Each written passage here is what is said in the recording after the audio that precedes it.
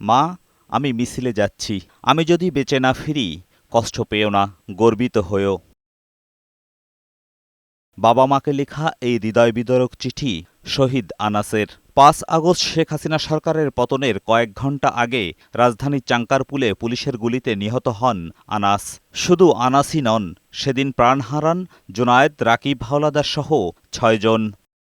আনাসসহ ৬ জনকে হত্যা মামলার দায়ে ঢাকার সাবেক পুলিশ কমিশনার হাবিবুর রহমান, সাবেক যুগ্ম কমিশনার সুদীপ কুমার চক্রবর্তীসহ মোট ৮ জনের বিচার শুরুর আদেশ দিয়েছে আন্তর্জাতিক অপরাধ ট্রাইব্যুনাল। খারিজ করে দেওয়া হয়েছে আসামিদের অব্যাহতির আবেদন। এ মামলার সাক্ষ্য গ্রহণের দিন ধার্য করা হয়েছে ১১ আগস্ট। অভিযোগ গঠনের পরে আজকে তাদেরকে সময় দেওয়া হয়েছে প্রস্তুতির জন্য।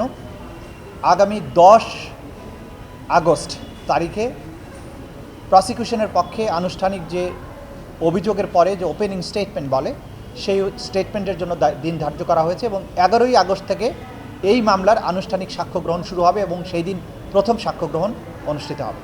নারায়ণগঞ্জে ৭ খুনের দায়ে মৃত্যুদণ্ডপ্রাপ্ত সাবেক র্যাব কর্মকর্তা তারিক সাঈদ, মাসুদ রানা ও আরিফ হোসেনকে কারাগারে জিজ্ঞাসাবাদের অনুমতি দিয়েছে ট্রাইব্যুনাল। গুমের মামলায় তদন্তের স্বার্থে এ অনুমতি পায় তদন্ত সংস্থা। এ মামলার অন্যতম আসামি সাবেক সেনা কর্মকর্তা জিয়াউল আহসান।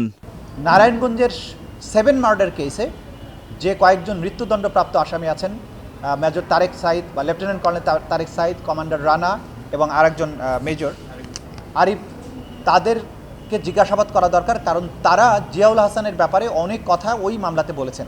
এদিন আরও ৫টি মামলার শুনানি হয় আন্তর্জাতিক অপরাধ ট্রাইব্যুনাল ১-এ।